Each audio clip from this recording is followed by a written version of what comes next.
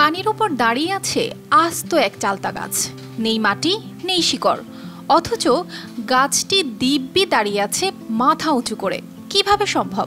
এটি কি কোনো অলৌকিক শক্তির খেলা, নাকি জিনপরির অদ্ভুত কারসাজি, নাকি এর পেছনে রয়েছে অন্য কোনো ঘটনা? বরগুনা সদর উপজেলার ঢলুয়া গ্রামের খাগদন নদীতে ঘটেছে এই অদ্ভুত ঘটনা।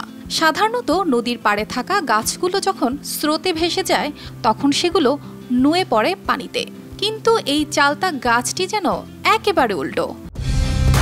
কালার এক্সপার্ট, জর্জ স্যাপ এবং মাইল্ড অন হ্যান্ডস টেকনোলজি সমৃদ্ধ অরিক্স ক্রিস্টাল ওয়াশ আপনার লন্ড্রি এক্সপার্ট। পাড় থেকে ভেঙে নদীর মাঝখানে চলে গেলেও দাঁড়িয়ে রয়েছে দিব্যি। আর এই অদ্ভুত দৃশ্য দেখতে প্রতিদিনই ভিড় জমাচ্ছেন উৎসুক মানুষ। আজকে সকালে আমি বাজারে যাই, এই সময় দেখি যে গাছটা নদীর মাঝখানেই নামে গেছে।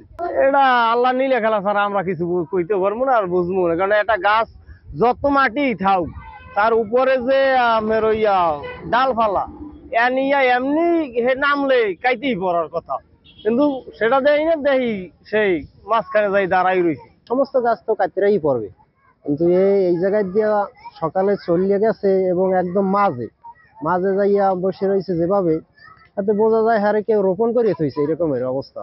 অনেকেই বলছেন এটি জিনপরির কারসাজি, আবার অনেকে একে অলৌকিক ঘটনা হিসেবে মনে করছেন। তবে প্রকৃত কারণ নিয়ে সবার ধারণা এক নয়। আমার মূলত ধারণা হয় এটা জিনে, মানে এই যে জিন আছে সেই জিন গাছটা টান দিয়ে নিয়ে গেছে নদীর মাঝখানে।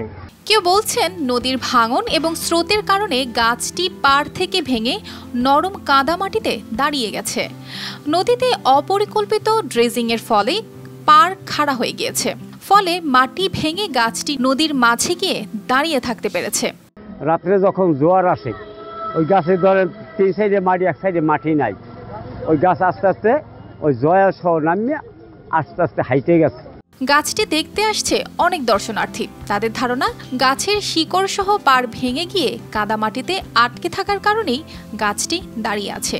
স্রোতে হয়তো একসময় এটি ভেঙে পড়বে।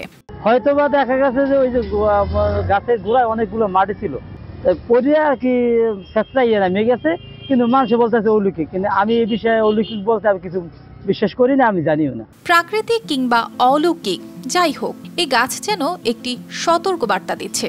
পরিবেশ আর প্রকৃতির প্রতি দায়িত্বশীল হওয়া, স্রোত আর ভাঙনের মতো সমস্যাগুলোর সঠিক সমাধান খোঁজা। News desk, RTV।